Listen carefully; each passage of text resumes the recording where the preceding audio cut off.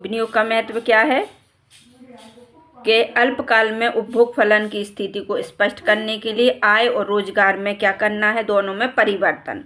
आय और रोजगार में परिवर्तन होगा तो विनियोग में परिवर्तन की स्थिति दिखाई देगी। तो विनियोग कैसे रहेगा? विनियोग बढ़ने का गुणांक प्रक्रिया के फलस्वरूप आय और रोजगार में क्या हो जाएगी? वृद्धि कई गुना बढ़ जाएगी। आय में अगर बढ़ रही है तो व्यक्ति व्यय भी उतना करेगा और व्यय उतना करेगा तो क्या होगा? विनियोग बढ़ेगा और विनियोग बढ़ने से क्या हो जाएगा? रोजगार में वृद्धि होगी। इसलिए क्यों कहा है? क्योंकि और 100% क्यों नहीं हो सकती है पूर्ण रोजगार, पूर्ण प्रतियोगिता, पूर्ण रोजगार वाली स्थिति कभी उत्पन्न नहीं हो सकती, क्योंकि व्यक्ति जितना कमाता है उतना खर्च नहीं कर सकता। जैसे मैंने एग्जाम्पल पहले भी दिए हैं कि 100 रुपये अगर कमा रहा है तो 100 के 100 रुपये खर्च नहीं करेगा, कितने ही करे 90 करेगा, 10 रुपये बचा के चल रहा है। तो 10 रुपये बचा रहा है मतलब पूर्ण रोजगार की स्थिति उत्पन्न नहीं हो रही है। तो पूर्ण रोजगार की स्थिति उत्पन्न नहीं हो गई तो विनियोग का महत्व भी थोड़ा सा कम हो जाता है। तो इस पे गुणांक के सिद्धांत जो 100% है या 100% का है वो लागू नहीं होता है। अब व्यापार चक्र क्या होता है कि किसी भी स्थिति में अगर व्यापार अर्थव्यवस्था में स्फूर्ति भी हो गई या मंदी हो गई, जैसे अभी 2024 की अपन लास्ट मंथ की बात करें तो नवंबर और दिसंबर में काफ़ी मार्केट हाई गया है। क्योंकि काफ़ी कुछ देशों में जैसे लड़ाई झगड़ा का रीज़न रहा है, ठीक है, और कुछ रीजन शेयर मार्केट का डाउन होना भी है। अमेरिका में चुनाव भी एक कारण है। तो ये क्या है? व्यापार चक्र को कहीं ना कहीं प्रभावित करती हैं। या हो सकता है काफ़ी स्टेट में या देशों में जैसे भूस्खलन होते हैं तो अभी क्या बर्फबारी माने प्राकृतिक परिवर्तन भी व्यापार चक्र को इफेक्टेड करता है, माने प्रभावित करता है। तो ये सब व्यापार चक्र के में स्फूर्ति भी होती है अर्थव्यवस्था में और मंदी भी होती है। मंदी की स्थिति में आप रोजगार उत्पन्न नहीं कर सकते, रोजगार उत्पन्न नहीं कर सकते हो तो क्या होगा? रोजगार कम ही होगा। तो व्यापार चक्र के तहत ही आप गुणांक सिद्धांत को व्यक्त कर सकते हो।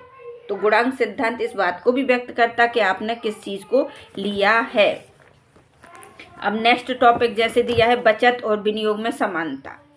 बचत और विनियोग, गुणांक का सिद्धांत बचत व विनियोग में समानता स्थापित करने में मदद कर सकता है, लेकिन पूर्णतः लागू नहीं कर सकता है। गुणांक का सिद्धांत जो बचत कर रहा है, तो जैसे मैंने पहले कहा कि बचत कैसी है? 100% अगर व्यक्ति करेगा तो रोजगार 100% खत्म हो जाएगा कि हमने जितना कमाया उतना हमने बचा के रख लिया। अब जब हम उपभोग नहीं करेंगे तो विनियोग नहीं बढ़ेगा है। तुम्हारे उपभोग करने से ही काफी लोगों का विनियोग बढ़ रहा है। जैसे बिस्किट का पैकेट तुम खरीद रहे हो, जब तो कोई कंपनी बना रही है, अब कोई कंपनी एक बार बना देगी और नहीं बिकेगा तो वो दूसरी बार बनाएगी क्या है? तो वस्तु की मांग उसके उपभोग पर निर्भर करती है। अगर उपभोग ज्यादा बढ़ेगा तो मतलब मांग ज्यादा बढ़ी तो क्या हो रहा है? उत्पादन हो रहा है ना। और अगर मांग नहीं बढ़ रही तो उत्पादन किया जाएगा क्या? नहीं किया जाएगा। तो मांग बढ़ने का रीजन यही है कि उसका उपभोग किया जा रहा है। बिना उपभोग किए मांग की अपेक्षा नहीं कर सकते हो। तो मांग के लिए क्या चाहिए? उपभोग चाहिए, और उपभोग होने के बाद ही विनियोग बढ़ेगा। तुम ज्यादा पैसे कब लगाओगे किसी बिजनेस में? जब वो आगे बढ़ रहा हो। अब तुम 100 रुपये का माल लेके आ रहा है, वही बिक पा रहा मुश्किल से, तो आप 200 रुपये खर्च करके और माल क्यों लेके आओगे? जब लगेगा कि तुम 100 रुपये का माल ला रहे, यार ये तो जल्दी से बिक गया है, अब मुझे ज्यादा पैसे लगा के माल लेके आना चाहिए, हम 200 रुपये का लाएं, 2 लाख का लाएं। क्योंकि हम 1 महीने के टारगेट के हिसाब से माल ला रहे हैं, लेकिन वो हमारे 15 दिन में खर्च हो रहा है। तो अब हम क्या करेंगे? 1 महीने के हिसाब से जहाँ 100 खर्च कर दे वहां 200 करेंगे, तो विनियोग बढ़ गया ना हमारा है। क्योंकि एक किसकी? उपभोग की मांग बढ़ गई, एक व्यक्ति ने मांग अधिक कर ली। तो इस तरीके काफी रीजन होते। तो क्या है? गुणांक का सिद्धांत अर्थव्यवस्था में पूर्ण रोजगार प्राप्त करना, मंदी को स्टेबल मतलब मंदी को कम करना, मंदी ऐसी रहे कि जिससे अर्थव्यवस्था ना बिगड़े, और अर्थव्यवस्था को बनाए रखने के लिए मुद्रास्फीति पर नियंत्रण रखना जरूरी है। अर्थव्यवस्था जब भी कंट्रोल हो सकती है जब आपकी मुद्रास्फीति पे आपका नियंत्रण हो। तो सरकार क्या रहेगा अपेक्षा कि वो अधिक से अधिक ऐसी नीतियों का निर्माण करे जिससे मुद्रास्फीति पर नियंत्रण किया जा सके, ना एकदम महंगाई इतनी ज़्यादा ना बढ़ जाए कि व्यक्ति खरीद ना पाए, और वस्तु की कीमत इतनी कम ना हो जाए कि उत्पादनकर्ता को भी प्राप्त ना हो। जैसे एक बार मैंने देखा था कि लोगों ने घी रोडों पे बहा दिया, टमाटर रोडों पे डाल के कुचल दिए, प्याज फेंक दी। तो ये क्या है, मंदी है कि नहीं? कि एक किसान को उसकी उत्पादन लागत ही नहीं निकल रही, और उत्पादन लागत नहीं निकलेगी तो नेक्स्ट ईयर किसान उस चीज़ को बोएगा नहीं। तो इस तरीके की मंदी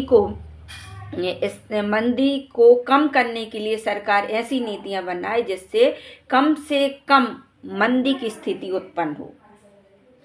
जैसे इसी साल देख लो, धान की कीमत कम हो गई।